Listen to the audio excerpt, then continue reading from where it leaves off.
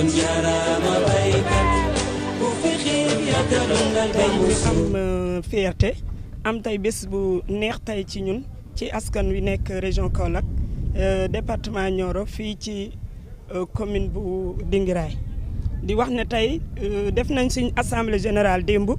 tey ñu def journée maïs boo xam ne dafa ànd ak remise matériel agricole di gërëm suñ producteurs yi ak productrices yi di gërëm chef de village gërëm maire yi ak président conseil départemental di gërëm préfet ak sous-préfet yi waaye di gërëm suñ gouverneur région Kaolack ndax déplacé wu na tey ànd ak équipe am yëpp ñëw fekkee suñ bés bi ba journée bi jeex kon ñun tey kontaan rek la ñuy am di wax ne tey ministre de l' agriculture desee la tuñu dara tey état Sénégal ñu ngi leen di gërëm di leen delloo njukkal ndax tey jàpp nañ ci mbay mi waaye gannaaw buñ bayee ba pare ñu ngi lancé appel ministre de commerce nga xam ne tey Pa Ablaye Seck ministre de l' agriculture boole nañu ak partenaires yi fournisseurs yi jox nañ ñu engrais jox ñu urée jox ñu semence ñu bay biñ bayee ba pare bay nañ mboq waaye bay nañ gerte gi nag yàlla def na jaay nañ ko waaye tey céréale bi mi ngi des suñ loxo ñuy lancé appel ministre de commerce mu boole ñu ak ay partenaires ñu signé ak ñoom ay contrat ba mën a jaay suñ céréale bi ndax yaakaar naa visité ngeen magasin yi lu ko mel ma nga Porokhane waaye lu ko mel ma nga Taïba Niassène kon yaakaar naa céréale bi des na ci suñ loxo te gisaguñ ci prix boo xam ne mën nañ koo jaay ndax mënuñ koo jaay ci prix marché yi foog ñu am contrat bu dëgër boo xam ne bu rëy la nga xam ne bu taxawee ci magasin bi tey 500 tonnes mi ngi ci tey nga dem Taïba Niassène dem Porokhane kon mënuñ koo jaay ci par ay camion il faut ñu am partenaire boo xam ne ñi ngi koy wax ministre de commerce ne ko tey suñ céréale bi yëpp a ngi tege gerte gi nag tey moom yaakaar naa jaay nañ ko li fi des nii muy stock bi semence bi ñu ngi ciy xaar état ndax am na lum notifié tey fu mel ni Taïba Niassène commune ba ma dëkk 100 tonnes tey ñun ñoo ko war a joxe ci commission ba ak feneen kon gerte gi stock bi mën nañoo wax ne jar na waaye céréale bi mooy li nga xam ne moom lañ war a ut ay solution kon ministre de commerce na dégg loolu te jàpp ci comme ni Pa Ablaye Seck jàppee ci agriculture bi bañ acculturer ba stocké su loolu passé tey FEPROMAS mi ngi delloowaat njukkal état Sénégal comme ni ko présidente waxee amoon nañ ay tracteur amaan nañ ko tey ku taxaw fii xam ne état Sénégal muy président de la république bana xel baykat yi 10 matériel yoo xam ne nii ay tracteur la yu ànd ak équipement semoir ak ay égreneuse maïs 300 semoir 150 usines ku ko jox ay baykat 3 égreneuse arachide ku ko jox ay baykat kon kooku fàttewul baykat yi kon loolu dañ ci am fierté di wax ne ñu ngi gërëm état Sénégal di wax ne tey bi ngeen demee yéen na ngeen ñu dellool njukkal ministre de l' agriculture ne ko FEPROMAS na xelam dal ndax ñi ngi ci ñetti région Kaolack Kaffrine ak Fatick yaakaar naa ñooñu ñëpp ay producteurs lañ ak ay productrices kon ñooñu kuñ jàppale yaakaar naa da nga xam ne ñu ni jël nañ suñu engagement ndax lim ñu waxoon def na ko ñu nit kon liñ waxoon danañ ko def. ñu ngi gërëm président de la république parce que matériel bi bu fekkente ne yàlla def na FEPROMAS yi buñ ko yor ci taxawaayu sunu sœur la présidente Gnima Diaité dafa fekk rek nguur gi dugal ci loxoom ndax 70% de subvention bu ñu ko defee ci matériel bi béykat bu ñu dajaloo tuuti war nañu mën a def lii nga xamante ne loolu la ñuy ma def te loolu mooy li nga xamante ne am na solo banque yii nag muy sunu banque muy CNCA dugal na ci loxoom jàppale ko kon dafa war bu ñu ñëwee ci lu mel nii taxaw delloowaat njukkal président de la république ak ñi nga xamante ne ñoo koy jàppale ndax réew mi tamit bu fekkente ne li loxo doon def ci la ñu continuer suqali mbéy mi dina jafe kon bu ñu amee xalaat bu mel nii ba nga xamante ne matériel bi ñëw na ñu seet ñun ci suñu bopp nañ lañuy organiser woo ndax matériel bi dafa ëpp kenn nit ndax li ñu liggéey ak superficie yi ñu liggéey il faut que nit ñi dañu mën a dajaloo rek su xëyee léegi gontul kële loolu mooy mën a tax li ñu bëgg ñu am ko te coono bi du diis kon loolu moo waral félicitation yi nga xamante ne defal nañ ko sunu sœur Gnima Diaité ndax gis nañu ne lii nga xamante ne mooy maïs bi taxaw na ci taxawaay boo xamante ne am na solo léegi nag yàlla def na abondance tam am na ci boobu wàll ndax boo gisee magasin yëpp fees na maïs kon dafa meral ni foofu tam dinañ fa ñaanaat ndimbal président de la république ndax bu fekkente ne mboq mi bari na te prix yi wuute prix yi nga xamante ne moom la industriel li jëlee bitim réew indi concurrence prix bi ñuy yor dafa fekk ñoom seen maïs dañ koo subventionné comme que nag dañ koo subventionné bu ñu fekkee fi maïs boo xamante ne subventionné wuñ ko loolu moo waral li ngeen gis nii ngeen gis ko kon encore une fois dinañ gërëm président de la république di ko ñaanaat mu gën a dugalal loxoom ci mbéyu mboq mii nga xamante ne li ñu fi nekk nag ci stock bariwul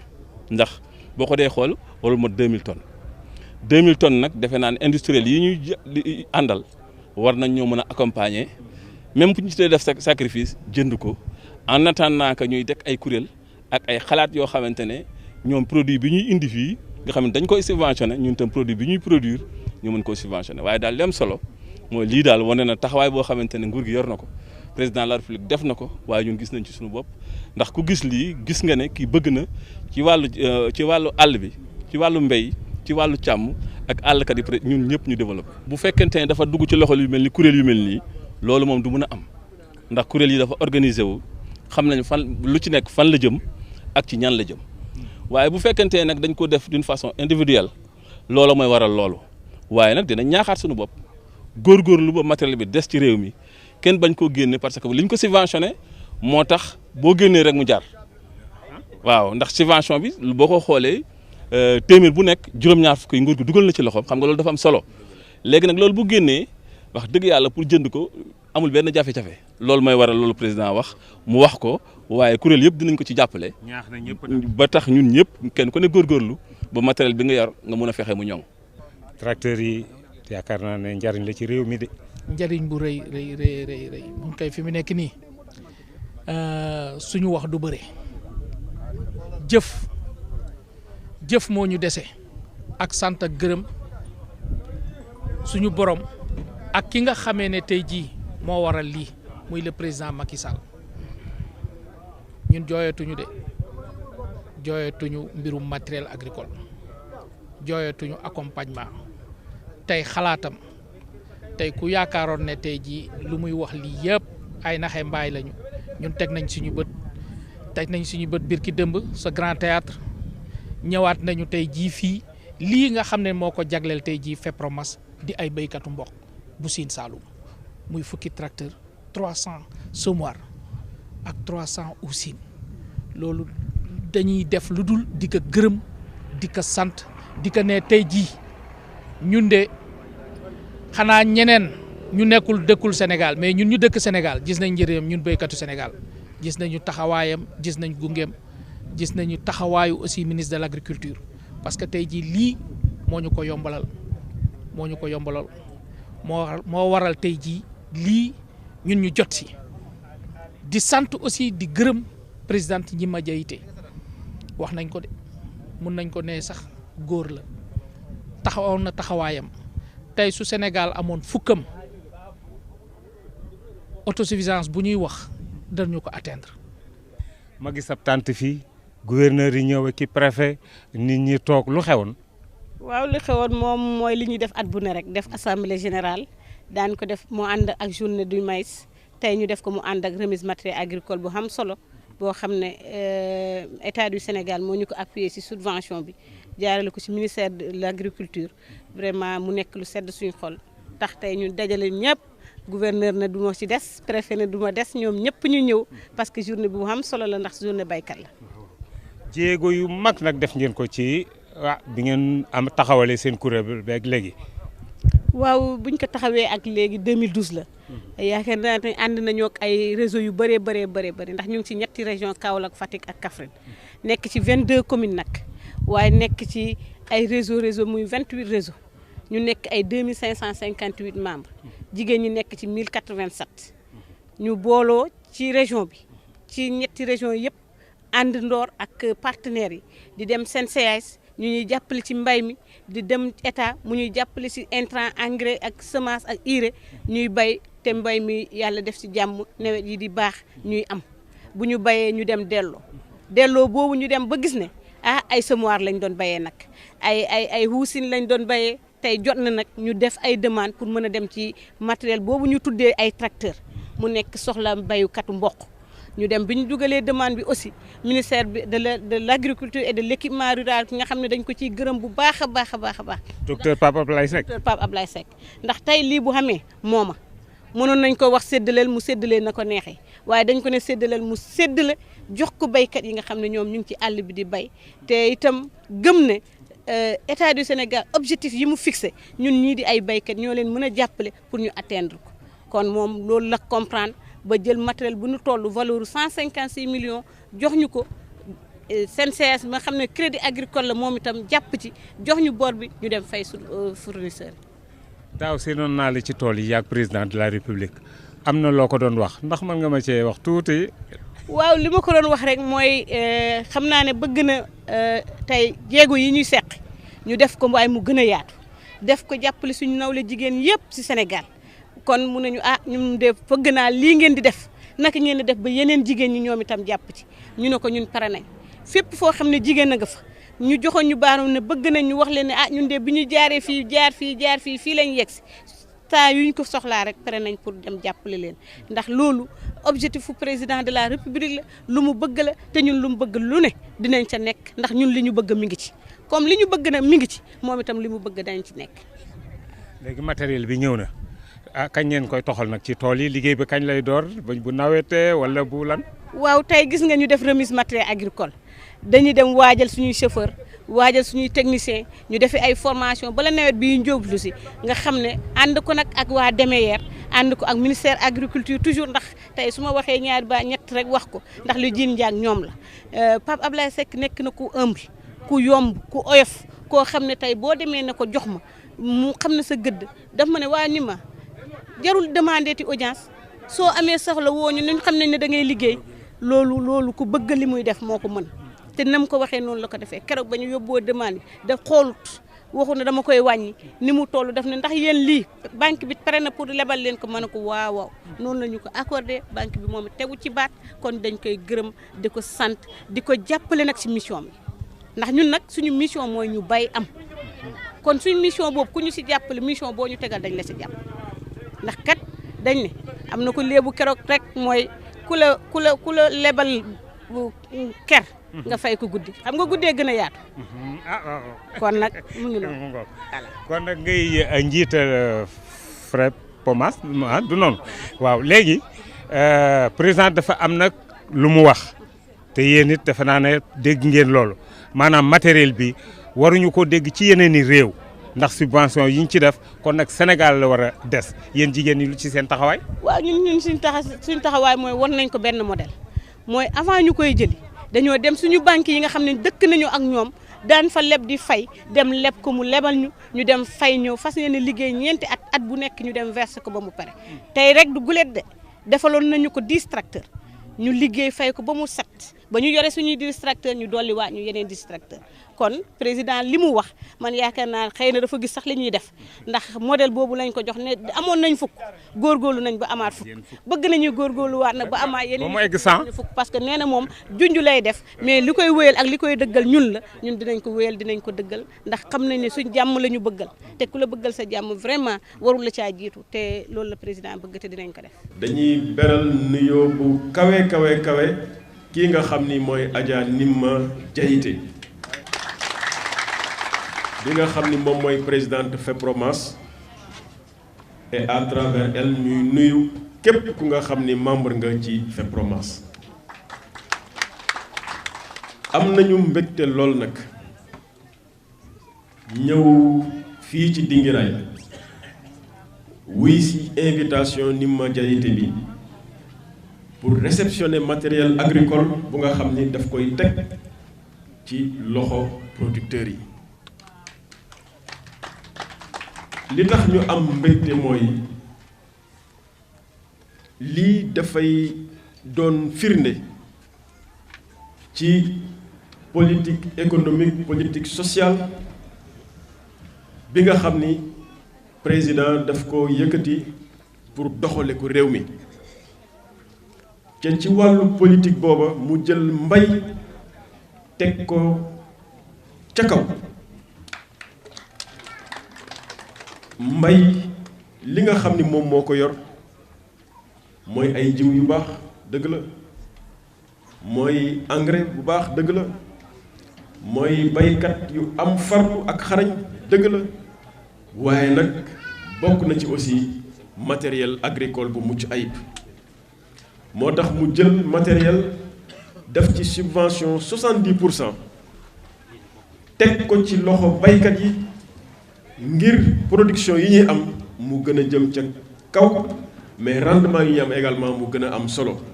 ndax bu ñu accélérer loolu rek gis nañ ni croissance dina mën a yokk ci Sénégal loola nag nga xam ni président nas na ko FEPROMAS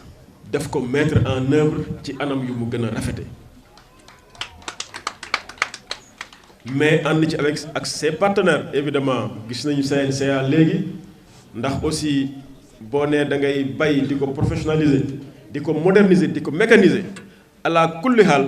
il faut que sunu borom am lu mu teg sa loxo ay moyens yoo nga xam ne mën nga ko jëfe moyens yooyu nag ñu ci mel ni CNCA PAMECAS tam dégg naa ko fii ak ñëpp ñu nga xam ni ay financement la ñuy joxe ñi ngi ci def seen wàll ni mu gën a rafete kon nag très sincèrement Adja ñim na yow ak ñi nga àndal maa ngi leen di félicitation bu rëy ci turu région bi yëpp waaye ci turu président ci turu ministre de l'agriculture léegi nii yéen référence ngeen fii ci région bi et au-delà de la région de Kaolack ndax man romb naa sax département bu Nioro mais au-delà de la région de Kaolack référence ngeen Kaffrine référence ngeen également ci région bu Fatick donc yéen a ngi couvrir pôle Sine Saloum bi yëpp yéen a ngi couvrir bassin arachidier bi yëpp ca li nga xam ni président bëgg na ko muy ñu romb bassin arachidier nekk bassin agricole loolu yéen a ngi ciy bay seen waar nu mu gën a rafete su ma fàttalikoo rek fan yii ñu génn bi ñuy def grand prix chef de l'État pour la promotion de la femme fii ci région de Kaolack bi ñu jotee dossier yi ba xayma ko classé leen FEPROMAS moo génn première ñu jël seen dossier yóbbu ko Dakar ngeen dem au niveau national FEPROMAS egg si 4e ngeen siggil région bi waaye it ngeen siggil surtout jigéen ak góor ñi nga xam ni ñoo nekk di daan seen doole ci région bu Kaolack au-delà de la région ci bassin arachidier bi moo tax lépp lu leen état defal mbébét na lu ko ëpp bu ko amoon bu ko mënoon ndax gis nañ ni lu ñu leen defal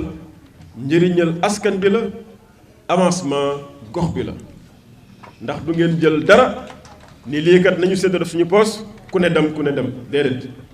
lu ngeen jël da ngeen ko liggéey mu jur leneen loolu jur leneen ba incha allah gëm nañ ni agriculture fii ci région bu Kaolack et au-delà fii ci pôle Sine Saloum avenir bu baax la et grâce entre autres à la FEPROMAS kon nag ni ko waa sketch bi waxee matériel bu am solo la matériel bu bees pour la matériel bu mucc ayib la état bi subventionné ko à hauteur de 70% ñu jënde ko xaalis bu bëri ngeen leb ci banque yi complété ngeen fay ba ñu teg matériel bi seen loxo li ñuy xaar ci yéen mooy li ñu mës a xam ci yéen mooy ngeen utiliser ko pour jëmale production yi ci kanam. mbokk yi kon nag loolu mooy li ngeen xam ne moom lañ leen jëlele woon Dingiraay liñ fi doon waxtaanee rek moo di matériel agricole bi li président de la république waxoon ne kat wax dëgg li mu leen digoon tey mi ngi nii ku ci nekk nag jël nga engagement ne matériel bi du génn réewum Sénégal kon liñ ci def ci maanaam li ci dugal ci xaalis koppar yu bari kon nag meneen réew waru ko jariñoo lu dul bu Sénégal loolu nag dégg nañu mbokk yi liñ ci wax dégg nañu waxi président de la république loolu daal li ñu jëli woon suñu xarit yi ci matériel agricole bi di sant bu baax nag Ousmane Gaye mi féete woon caméra ci présentation wu Abdelkader Joxaane kon jaaraama baykat